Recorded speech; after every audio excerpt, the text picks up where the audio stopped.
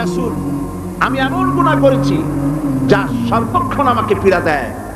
কি গুনাহ করেছো? সে বলল যে আমি, আমার স্ত্রী গর্ভবতী ছিল, গর্ভাবস্থায় তাকে রেখে আমি ব্যবসা করতে গিয়েছিলাম। ফিরে যখন এসেছি অনেকদিন পর স্ত্রী খবর দিল তার এক মরা সন্তান হয়েছে। আমি ভুলে গেলাম বিষয়। বেশ কয়েক বছর পর আমার ঘরে একটি ফুটফুটে সুন্দরী ছোট্ট একটি মেয়ে দৌড়দৌড়ি করতে দেখলাম। আমার খুব আগ্রহ হলো মেয়েটাকে দেখতে। আমি প্রশ্ন করলাম বউকে, এ মেয়েটি কার? বউ কাছে এসে বলল, এ মেয়েটি তোমারই। সেদিন আমি মিছে কথা বলেছিলাম, মেয়ে হয়েছে এটা যদি তুমি শুনতে পারো তো মেরে ফেলে দেবে। সেই ভয়তে আমি বলি নাই। আমি আমার দূর সম্পর্ক আত্মীয়র বাড়িতে তাকে প্রতিপালনের ব্যবস্থা করেছি, আর তারপরে একটু বড় হয়েছে পরে নিয়ে আসছি। এখন হয়তো তুমি তাকে দেখে আর মারতে পারবে না, সেই ভরসা করে এনেছি।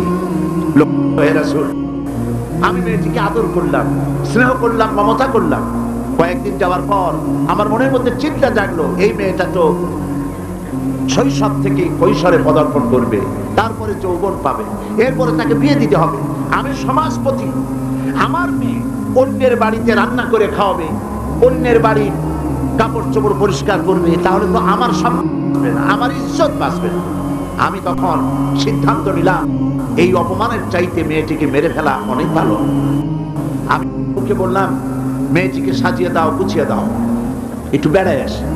স্ত্রী সরল মনে মেয়েটাকে সাজিয়ে গুছিয়ে দিল। এই মেয়েটিকে নিয়ে আমি চললাম। কিছু দূর দৌড়ে যায় আমার সামনে, আবার পেছনে আমার কাছে আব্বা আব্বা বলে ছুটে আসে, আবার পেছনে পড়ে আবার আব্বা আব্বা করে দৌড়ে এসে আমাকে জড়িয়ে ধরে। এভাবে যেতে যেতে এক নির্জন এলাকায় গিয়ে, এক পাহাড়ি এলাকায় গিয়ে আমার চাদরের ভেতর থেকে মাটি খোঁড়ার যন্ত্র বের করে মাটি খোঁড়া আরম্ভ করলাম। মেয়ে আমার কাছে বসে বলছে, বাবা তুমি এত কষ্ট করছো কেন? সে তো বুঝতে পারতেছে না যে আমি তার জন্য কবর খনন করতেছি। আমি মাটি খুঁড়তেছি, মাটি এসে আমার জামায় লাগে, দাড়িতে লাগে, আর আমার মেয়ে আমার পাশে বসে আমার দাড়ি থেকে, জামা থেকে ধুলাবালি সরায় দিচ্ছে আর বলছে, বাবা তুমি এত কষ্ট করছো কেন? গর্তটা যখন খনন করা হয়ে গেল, মেয়েটার হাত পা শুরু করলাম। মেয়ে বুঝতে পেরেছে আমি তাকে মেরে ফেলবো। মেয়ে তখন বলছে, বাবা আমাকে মেরো না, আমি তোমাকে বাবা ডেকে তোমাকে সমাজে নিন্দনীয় করবো না, আমাকে মেরো না। আমি তার কোনো কথা শুনলাম না। হাত পাও বেঁধে সদরে কুয়ার ভিতরে, গর্তের ভিতরে নিক্ষেপ করলাম। মেয়েটি আমার চিৎকার মেরে বলতেছে, বাবা আমাকে মেরো না, আমি তোমাকে বাবা বলে শরম দিব না।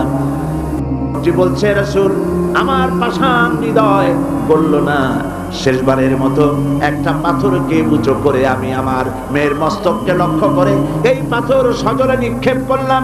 মেয়ের বুক ফেটে রক্ত ফিনকি দিয়ে বেরিয়ে গেল, আর মেয়ের মুখ থেকে আব্বা বলে একটা চিৎকার বেরোলো। ওই আব্বা চিৎকার এখনো যেন আমার কানে আমি শুনতে পাই।